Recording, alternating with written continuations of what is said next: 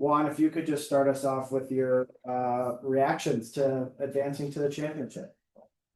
Well, very special day, no, for the club, for the players, for the staff, for the fans who are the reason why we do this job. I think it's been an incredible, demanding season for us, playing more than everyone, traveling more than everyone, going probably through a lot of things that were costing us having a little bit of the consistency, but seeing how the team absolutely left everything they had out there today to make sure that defensively sometimes we weren't perfect in the first phases, but that we were amazing on the box defending, and that never give up mentality kept going till the end, till the final whistle, with that Gotham DNA that we are, and yeah, incredibly proud of everyone, no, to achieve this. Sorry guys, I think this I've lost you. There you go. We'll go with Meg first and then Jenna. Well, and just in terms of, the lessons from 2023, obviously it is a pretty different team, right? From that 2023 vibe.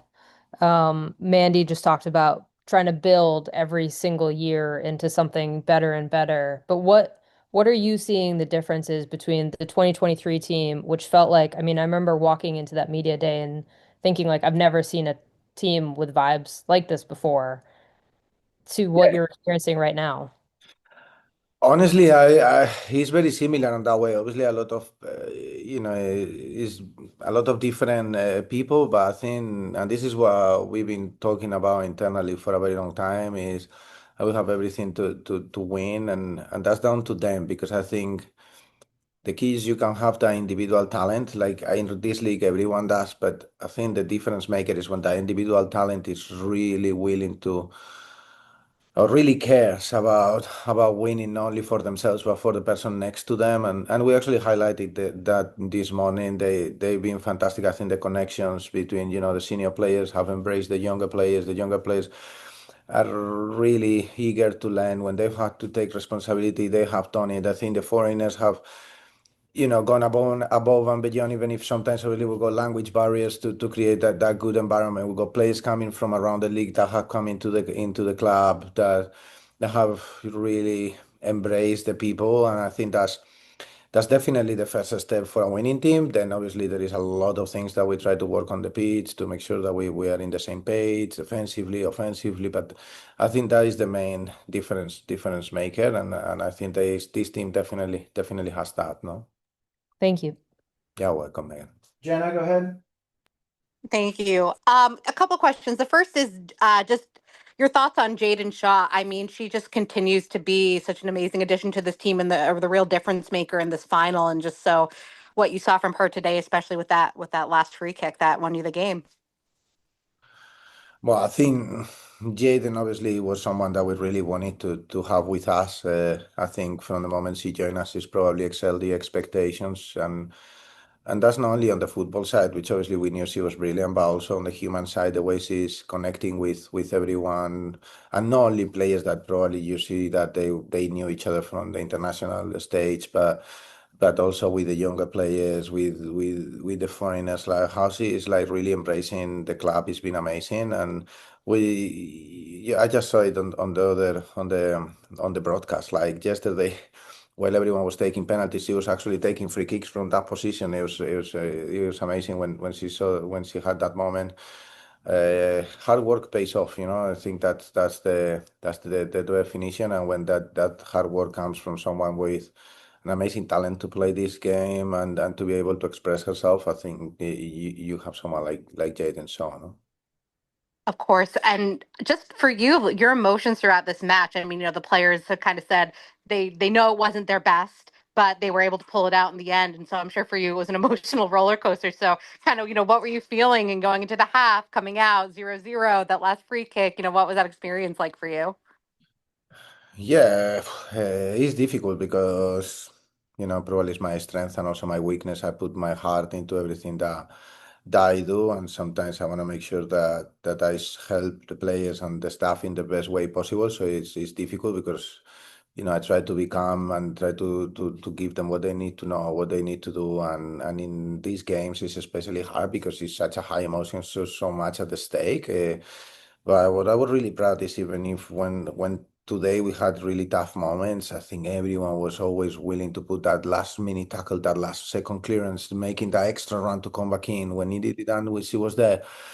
Then we still created our moments, and I think maybe this year we've been a bit unlucky in this kind of situations. But I think this, I always say the hard work pays off, and the work that we've done all year is paying off in these last couple of games for sure, without forgetting that the club has done amazing, like winning the champions, CONCACAF champions, and how some of the games we played this year has been incredible. But yeah, I think this is a special moment for us and one to enjoy today, but to enjoy the whole week, of preparation to going into that championship, no?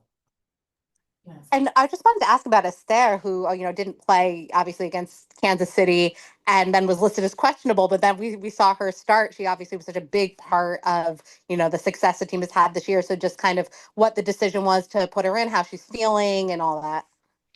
Yes, it was very close, in that game to be 100, to be ready to play. I think she got there in the limit, and is sometimes it was probably more risk than actually benefit, and she trusts her teammate, and that's something that's who we are, like today.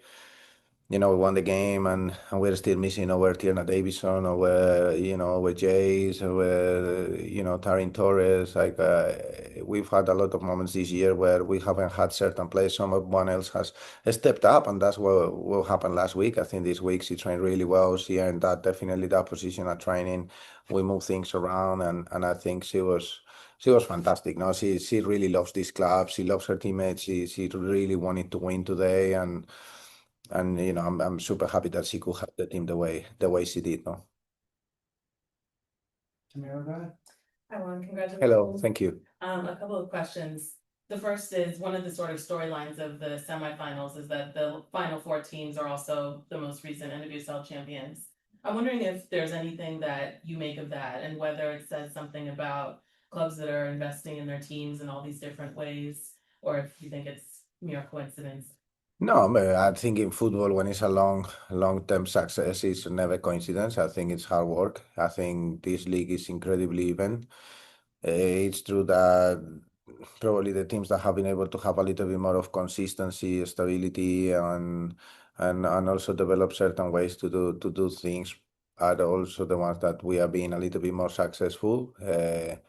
But I don't want to forget that there has been amazing teams that have been like missing this by an inch. I think the season that Beth is done with Louisville has been unbelievable. I think Laura's done a great job with Seattle. Jonas coming to the league with San Diego, like Portland that just lost yesterday. I think every team has been really, really special, and I think that's what makes this league so important, no? But yeah, for us, our target is to be on this point of the season in this stage, and looking at ourselves is a big target. And for us being in 3 semifinals, obviously people now kind of forget about last year, but last year we beat almost every record that we have. So that team also deserves a lot of credit for what we did, and we end up losing on penalties. And this year we are again in the semifinals, probably a difficult road, but we want to be the best, and we have to beat everyone to be that. So that's how we embrace this journey.